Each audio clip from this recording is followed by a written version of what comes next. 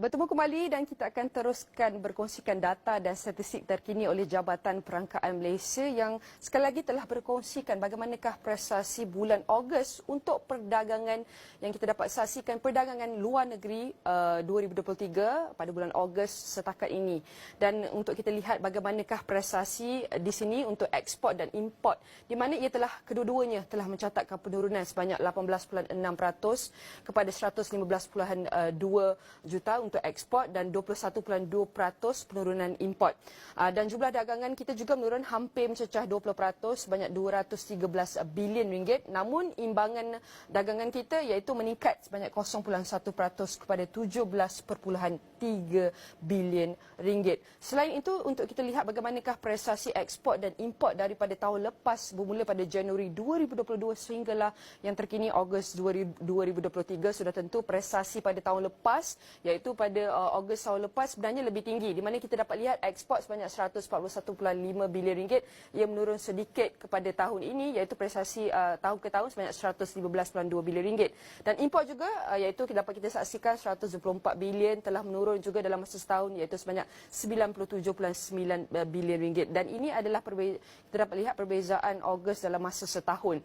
Seterusnya untuk kita lihat bagaimanakah prestasi ekspor dan import mengikut sektor yang terbahagi kepada tiga dan malangnya ketiga-tiga sektor ini mengalami penurunan pada bulan Ogos tahun ini di mana pembuatan ekspor dan import kita dapat lihat mencatatkan penurunan sebanyak 17.7% kepada 98.4 bilion ringgit termasuk juga dengan import turun lebih jauh berbanding ekspor itu sebanyak hampir 20% kepada 82.8 bilion ringgit.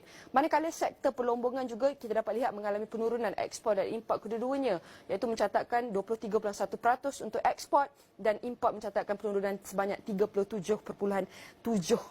Manakala sektor pertanian juga masih mengalami penurunan iaitu penurunan hampir mencecah 30% iaitu sebanyak 7.6 bilion ringgit sahaja dan 5.4 bilion ringgit untuk import iaitu sebanyak penurunan 14.4% penurunan terhadap sektor pertanian yang kita dapat saksikan dan apa yang kita dapat teliti lagi adalah import bagi BEC dan juga penggunaan akhir. Di sini anda dapat lihat tiga di mana ketiga-tiga ini hanya satu saja yang mengalami peningkatan pada bulan Ogos tahun ini sebanyak 5.4% kepada 10.7 bilion ringgit iaitu barangan modal.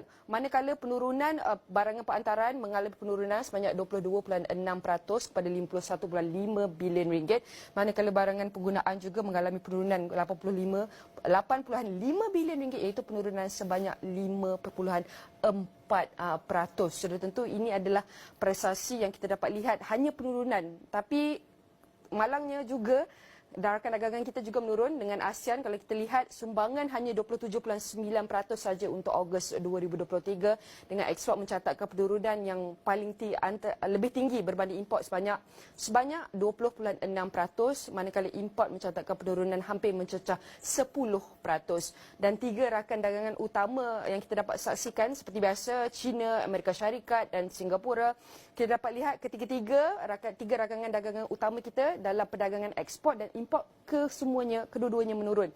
Kecuali satu saja yang kita dapat lihat negara jiran kita Singapura iaitu import rakangan dagangan utama bersama import di negara Singapura kita meningkat sebanyak 0.2% kepada 12.6 bilion ringgit. Dan ini yang dapat saya kongsikan mengenai perdagangan luar negeri Malaysia untuk bulan Ogos 2023 dan selepas ini saksikan ringkas dagang.